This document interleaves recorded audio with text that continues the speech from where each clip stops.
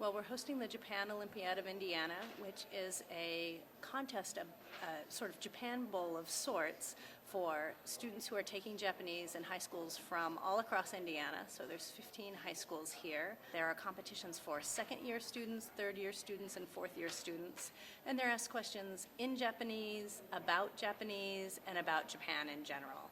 So we're thrilled to have all these students here on campus talking about Japan, thinking about Japan, and seeing what we have to offer here.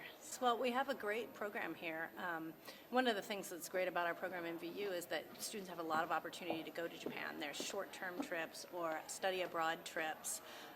And Japan really, we hear a lot in the news about China and it's an up-and-coming economy, but Japan has remained a strong economy and in particular is exporting a lot of popular culture. Almost all the students out there who are studying Japanese probably have an interest in manga or anime or Japanese popular culture. And one of the funny things about Japanese popular culture is that it makes students want to learn more about Japanese culture, Japanese history, and we've really seen that trend over the last 10 years. So the popular culture attracts students, but then the rich culture and history seems to keep them energized and focused. So you have several students out there in yukata, not a formal kimono, in part because formal kimonos are very, very expensive.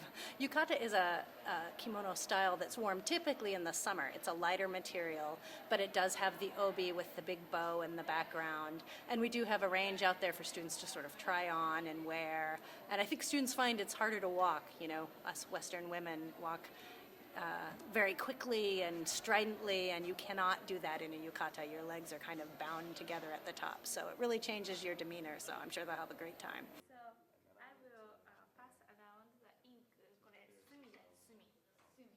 Here we'll be writing Japanese characters. She'll teach them a few simple characters and how to write them using an ink that you make by grinding an ink stick with water and then very fat brushes to make a thick stroke. So that's a great opportunity.